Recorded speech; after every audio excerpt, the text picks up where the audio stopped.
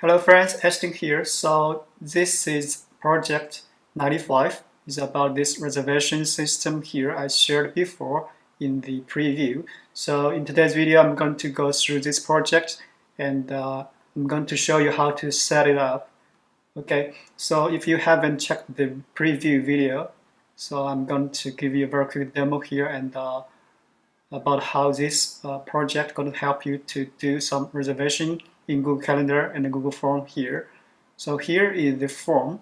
As you can see here, I have a calendar called booking here, and for this week, okay, so this is next week. For next week, we have 3 events here. Some of them are booked, so like the booking D, we have 2 guests here for booking D, and for booking E here, we have 3 guest here, and for booking F there is no people since this is a new one. And if you check this reservation here, we have these 3 options here for booking. And what we can do here, if we add a new event, let's say this is for booking, let's say this is booking G, and I'd like to give it a capacity for 10% or something like that, and I save it. I think I needed to reload this page. Alright, so as you can see here, now we have booking G here in this form, and we can start to do booking here. So I put my name here and put my email here. Let's say this is going to be a test email, and I put my phone. So of course, this is a fake number, and submit the form. And we're going to need a while to see this event. So as you can see, now it turns to green, and that means we now have this booking here. This is test email address, and as you can see, this is like a record for this booking. So this is timestamp and booked by this email address. But of course, we can use more information, because in this form, if you can see, we have name, email, phone. So of course, we can add this information in these comments if you like. And this is updated, so from 0 to 1, because we now have 1 guest here. Right, so this is about the project, and I'm going to show you how to set it up. And by the way, as you can see here, this is also updated in the form. All right, so let's get started and set it up. All right, to set this up, you need to make a copy of my form here. So I'm going to share this link with you so you can make a copy of it. So first of all, you need to make a copy of the project. Let me make a copy of the project. So this setup is going to be very easy to set up, but I need to show you some configurations in the code so you can basically do some changes there. So after you made a copy of the form, and I think the first step you need to do, there is an add-on here called Reservation with this pizza icon here. So if you open this, so for a new project, you need to create triggers for all of this to work together. So the first thing you need to do, you need to create trigger and continue, and select your Google account here, and allow here. So I have a calendar here in my Google Calendar called booking, so you probably don't have this in your calendar. And if you don't want to change the code, and you can create a new calendar here in your Google Calendar called booking. But if you want to use a calendar already exists in your Google Calendar, what you can do, you need to go to this more option here, go to the script editor. So in this script, you can do some change here, like set up the calendar you want to use. Okay, so the setup is going to be very easy. Let me show you here. So in this configuration const here, we have the name you can change. Okay, this is going to be the calendar name. you also can change. So right now it's booking. So if you have another calendar like, let me check. Let's use, maybe if you want to use this one, I'm not sure. I'm using this one, Google Apps Script. Not sure if I can change. Let me use this one. So just to give you a demo. So I need to change Google Apps Script. So basically I need to have a calendar called this name and update the calendar name here. So here you can change the calendar name. And this is going to be the color for the calendar you want to set up. Okay, so you can give this calendar a color. And that for the event color for open, I have a green color. And for this event, if this event is fully booked, I give it a gray color. So you can change the color here. So this is a list of color for the event you can do here. Let's change it to gray. So for calendar color, I think you can use any hex color you can use, but for event color, we can only have these options here. Okay, so we need to select from this drop-down list, and we have a day's start and a day's end, and this is like a date range. So basically, today is okay, it's 9th. So this project or this application is going to check the date from today and plus 7 days. So that's 1 week. So something like that. I'm not sure this is 1 week.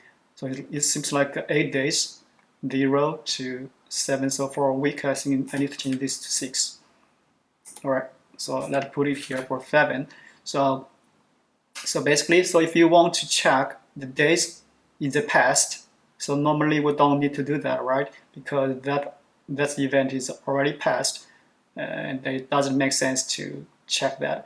But just in case you need to do that, so you can change this to -7. So maybe for the last week, you want to check the range like that, so you can do that, of course. Let me change it back to 0 for current day. Okay, so maybe for tomorrow, you can put 1 here. Let's put it back to 0. And for the title, okay, so this is very important. This title, we need to have an email address field. So, and we need to have a reservation. So this reservation is going to be this item, a list of items that are basically the booking events you are offering to the users, and a field called email. So you maybe change this to something else. Maybe you're not using English, maybe another language. So maybe email something. And if this title is different than email, you need to update this to email something.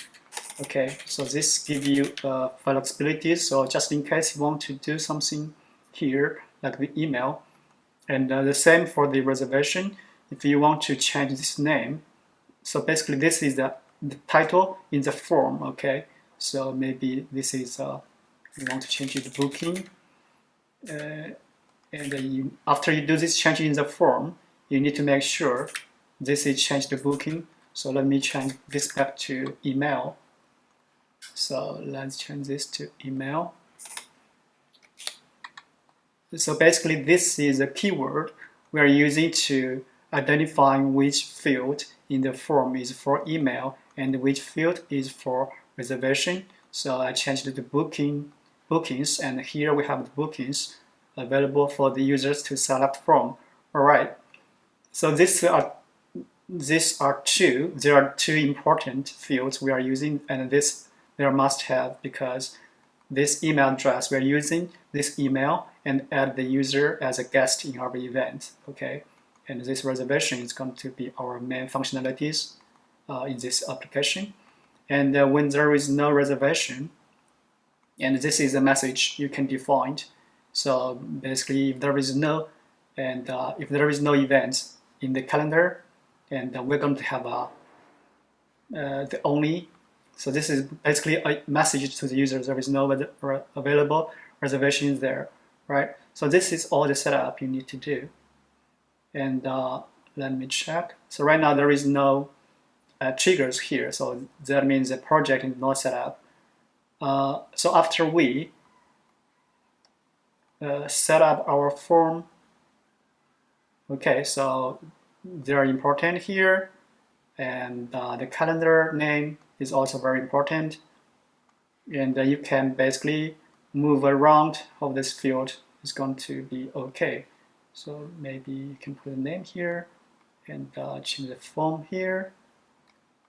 And the last one is the booking, so you can rearrange the form, and if you want to add more items to the form, you can do that, of course. And if you don't need the name, you can remove it, of course.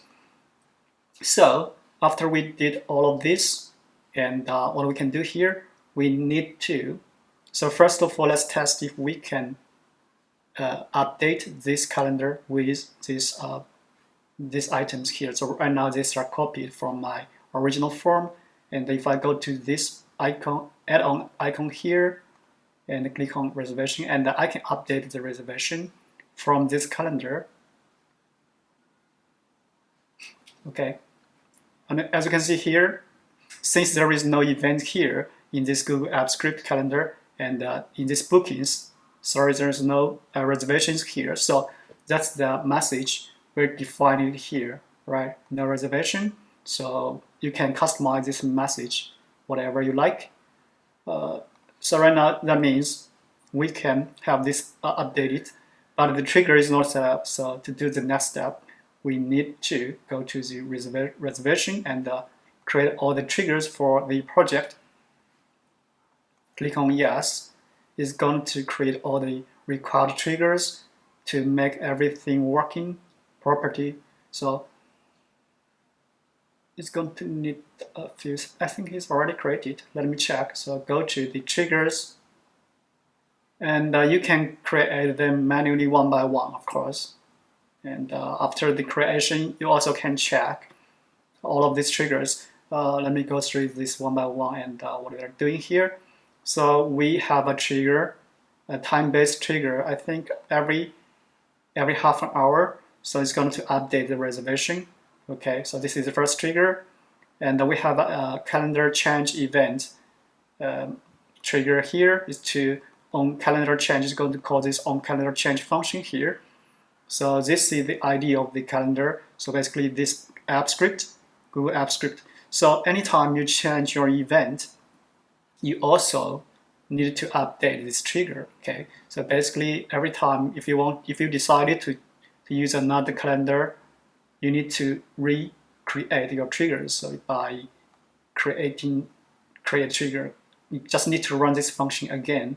It's going to delete the original one and create new ones for you. Okay, so that means every time you change your calendar, for some reason you need to recreate, at least for this one. Okay, and the only thing you need to change, if you want to do it manually, you need to change this ID. Okay, for the calendar.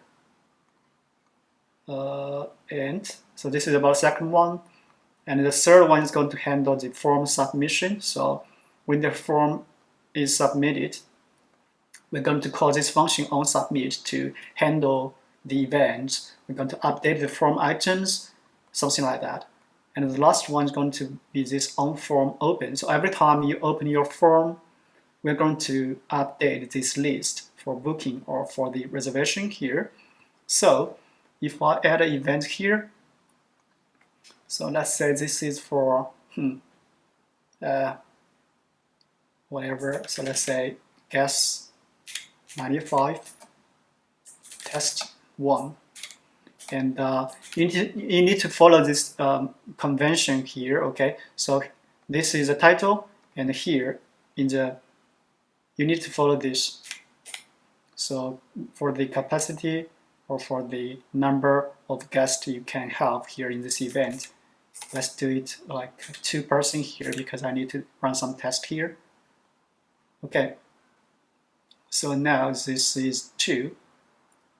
As you can see here, right now here, this has been updated. So GAS095 test 1, and here this is on Wednesday. So this is the date, and this is time, the start and end, and we have 2 persons can be booked here. So let's try to test it. I'm gonna put my name here. So let's add a test one. Not test one. Test.com. Put a fake number here. And I try to submit the form. And this should be updated. The title should be updated, I think. Okay, so now it's updated and it turns to green, okay. And this is the email and this is the record. And if I try to submit this form again, name, email test2, test.com, and I submit this form again, and this should be event is fully booked because we can only accept 2 here, right? Now it turns green to gray, okay? So we have 2 by 2. So now we have this event closed, or this is now fully booked. And if I go back to the form, okay, sorry, no reservations. That is because this one is fully booked. And to make this available, what you can do here, you can add a new event here in your calendar for, let's say this is test 2, and this is booking, and you can pick 10 to, maybe you can take 10% this time, and this is the event, and going to need a while. I think this form should be updated, or if I reload this page, so now it's here, right, as you can see. So this is the whole the whole setup process. I think I'm not sure if this is hard for you, but at least if you can follow this video step by step, I think you should be able to achieve the same result here, just like I did here. Okay, so in conclusion here, so in the code, what you need to do, you need to make sure the calendar name, so this is the important field, and the title in the form, okay, email, booking, or I think this is just a test file, so you need to make sure if you want to change the name here, just make sure you update it. This is very important. And this one is important. And this is about setup. And in the triggers, just need to make sure all the triggers are created. Okay. And every time you change the calendar name, you'd better you'd better to recreate the trigger. Okay. Because we have what I mean change the trigger name is you want to use another calendar. Like this time we are using Google Apps Script for this demo, and if you want to use the calendar booking, you need to go to the script and you need to update this app script to booking, and you need to recreate the triggers here, because we have a trigger here called on calendar change. This is linked to Google Apps Script by now, and if you change this event, the calendar to booking, so you have to update this event. Sorry, not this event, this trigger, or the change you did in the booking won't be catched here by this trigger. Okay, so that's something very important for the whole application to work. All right, I think this can help you to do something like this. And if you want to know, if you want to learn more about the logic here, about an application like this, I think the logic is pretty easy to understand. Okay, so the core, if I go to the triggers, is going to help me to explain this logic. So the core logic here is about every time there is a submission from this form, all right, we have this. So this is basically, this is the title, right? We have this title. We are using this title to check in our event. I'm sorry, not the event, in our calendar. We use this title to find an event which with this name, right? And if we find the event like this, we're going to update the title. So right now this is 0%. I'm going to increase it by 1 because there is a new booking here. And after we did that, and we're going to update the drop-down list here in this booking. So that's the core process here, and that's why we have this function here and not this one. So this update reservation, this is a core function. Basically, every time we have any change in the calendar or we have a submission, because every time we have a submission, we need to update the events in our calendar here. And after the change in calendar, we need to update the items, the drop-down items, or this is just the radio buttons here, because we have an event change here, and we need to update this drop-down list or list of bookings, things like that. So that's the basic logic, but the process here in the app script are all included in this app class. Okay, if you go through this, I think we have a function called on submit. Okay, so every time we call this on submit, we're going to update the event, and we're going to update the reservation. So this is going to update the form, and this is going to update all the events, not all the events, just for this event you in the form you submitted, because for this event we have a title, right? We have this title, and we are trying to use this title. If I go to the update events function here, we're going to find this item, and we're going to find the event, and after we find the event, we're going to update the event, and we add the log here. If you can see here, we add the log in the description, and then we're going to increase let me check where is the title. So this is a new title, okay, and we increase this by 1. So we set up the new title, and we set up the new description for this same event. So this is about the event update, and after we update the event, what we need to do, we need to update the items in the form. So that's why this function here on form submit have this update event and update the reservations. This is basically update the form items in the form for the reservations. So I think that's it for this project, and have a nice weekend. Bye bye. But all will be okay. I move on each and every day. The past is where it stays, way back.